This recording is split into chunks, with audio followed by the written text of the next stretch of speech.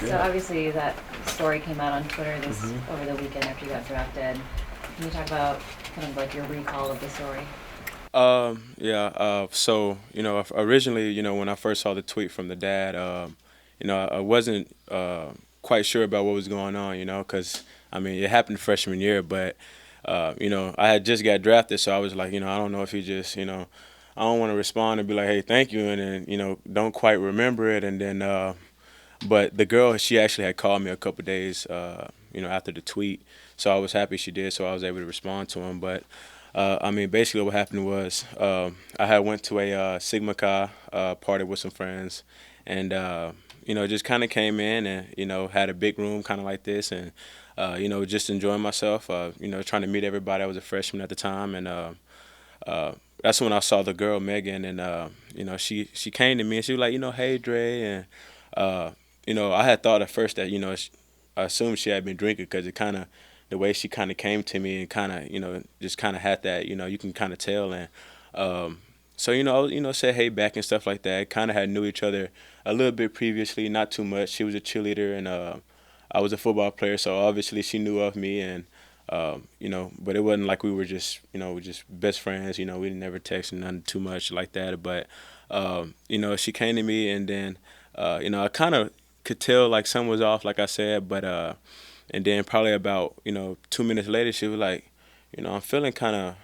of bad. Like it feel like I think somebody put something in my drink. So when I first heard her say it, I really didn't know what to think because uh, we had just had a talk with Coach B about being careful at parties and and I mean just being a freshman and kind of how I already kind of made a name for myself. I really didn't want to get too much involved with it because it was like I don't, I'm just, I don't want it to go, I don't want it to go nowhere. I don't want to put my name in a position to where, I get myself in trouble. So, and then, a lot of times, you get that, we've told that, some girls, that act drunk and not really be drunk. And, just didn't want to get myself in a vulnerable position. But, so when she told me that, I kind of was just like, uh, you know, I really didn't know what to think or do. But then, I saw a couple guys, and one came, and I saw her leave with one of the guys, and they were still on the dance floor. So, I kind of was thinking about it a little bit, and kind of had it in the back of my head, but. Uh, was starting to let it go a little bit, and then I saw kind of when I was looking at her and kind of keeping an eye out a little bit, I kind of saw she just wasn't really herself. Like, I had, like I said, I knew her a little bit from FHS, and she just was kind of acting out in a way that wasn't necessarily just drunk. It was a different type of way, and I was just kind of, wasn't sure at first, but then I saw her again, and then she was like, she was like, I need help. Like, I think, somebody put something in my drink, and she was telling me that again, and I was like, and then I saw another guy try to come to her and try to I guess like talk to her, dance, kind of just not all up on her but on her a little bit, and that's when I was just like, all right, well, I came to her, and I don't remember exactly what I said, but I just remember grabbing her, and I was like, who did you come here with? She was like, I came here with her friend. I mean, I don't know if it's good to say her name, Bethany. She was like, yeah, I came here with my friend, and I don't know where they are. They left me, and I was like, all right. So I mean, at that particular time, I mean, I had went from hanging with my friends and doing what I was doing to all right, let's go find your friend. So then, I mean, probably about 20, 30 minutes. I told her to stay with me. We went around, the whole place, ups, downstairs, looking for a friend, and still couldn't find her. And then finally, I think I got her number from somebody. I called her and I was like, hey, like, Megan's here and she's not in a good state. Like she said something about somebody putting something in her drink. Like she's not in a good state. So I remember just waiting with her the whole time. And then finally I saw Bethany. Like, hey Bethany, like Megan's right here. Like she's something ain't right with her. And then I just know the next day she called me. She was just saying thank you for helping me because I had to get my stomach. I guess she had her stomach pumped and she had to get it taken out. And somebody had put some roofies in her drink and. I mean, at that time, I was kind of just, I wasn't really, just doing it because she was my friend. I was doing it. I kind of felt like, uh, when she told me that first time, it really didn't click. But then when she said, she needed help, and then I saw how to do was grabbing at her and trying to, get on her a little bit. That's when I was like, all right, now I felt, I felt like I needed to kind of step in, and so I did that, and I'm thankful that it stopped when it did, and I took action because you never know what could have happened. I pray to God nothing would have, but um, I mean I was just doing it just because, and I felt like that's just what I felt like was right at the time. So. You said she called you after you got drafted. What did she say? Oh no! So she called me after I got drafted. She was like, "Hey, my dad tweeted you about it. What happened that night at Sigma Chi?" And I was just like, "Oh, that's you." I was like, "Yeah, I know what happened." I couldn't remember because I saw the name of and I didn't know who it was, and like I said, I didn't want to respond because I didn't want to take credit for something that I didn't do, and I didn't know, he could easily be like, "Hey, I'm lying," or whatever it was. But when, she called me, I saw her name, and I saw her last name, and then she said, "Hey, my dad, tweeted you about that night that happened at Sigma Chi," and I was like, "Yep." I was like, "Yeah, I know what happened." She was like, "Yeah, I don't remember, like really remember what happened. I just remember you being there and making sure that I was with you until Bethany came."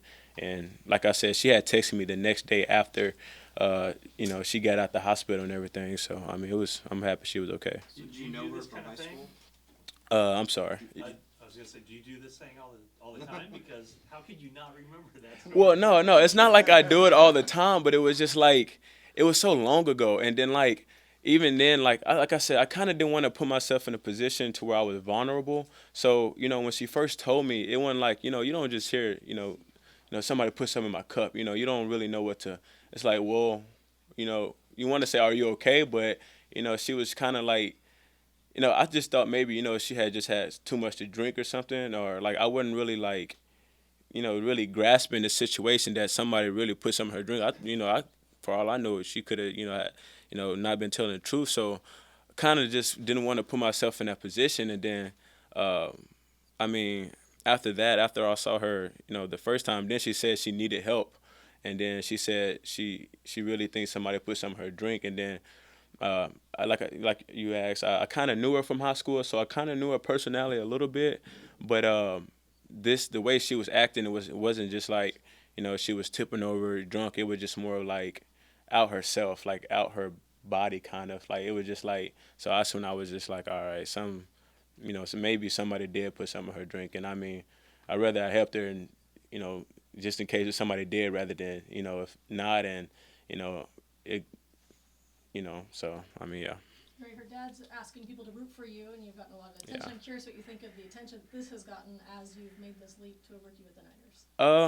I really, I'm thankful that he, I'm happy that he apologized, and the way it went, because obviously it can be a help for a lot of other college kids, because it's not, and then after that situation, it's not the first time, going into one of them fraternities and knowing that they had put something in a drink. That was the first time ever hearing about it. But now that I've been through college for 4 years, it's not the first time that I've heard somebody doing that. And I mean, I'm sorry, what was Do you it think again? there's a lesson there at all that you I can mean, tell of others? of course there's a lesson, but it's not like I enjoyed.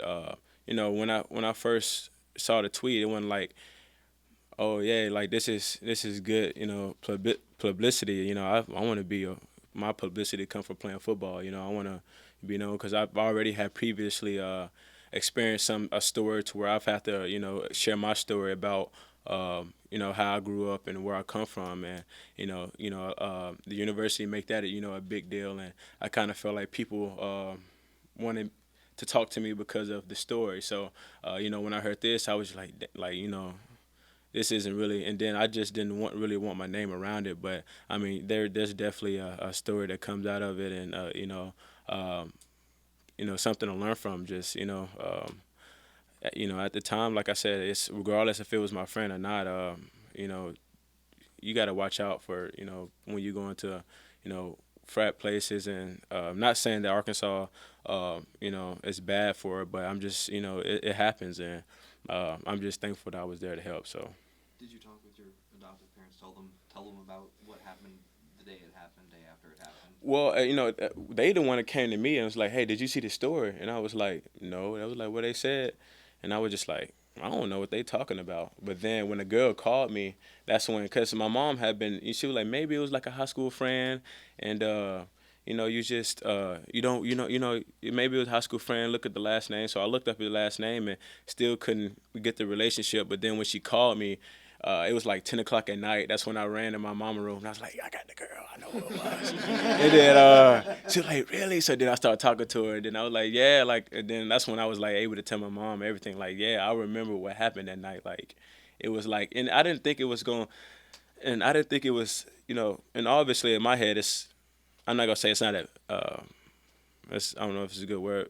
I wasn't doing it for attention. I just did it because, you know, I did it. You know, a whole 4 years went by, and I didn't, you know, think about it too much. I think I saw her one time after that, and she thanked me again. But you know, I really didn't understand. You know, you know, and if it's somebody's, you know, daughter, you know, I understand why he would be so appreciative of it. But you know, at the time, like I said, I was just looking out for a friend. I think I saw her my sophomore year, and she had said something about it, but I wasn't, you know, it just never really just wrapped around my head. So What was mom's reaction when you told her the whole story?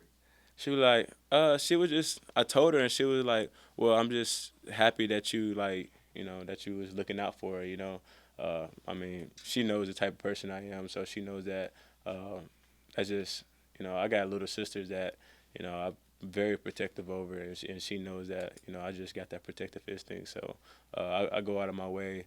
I will go out of my way to help, you know, anybody. So.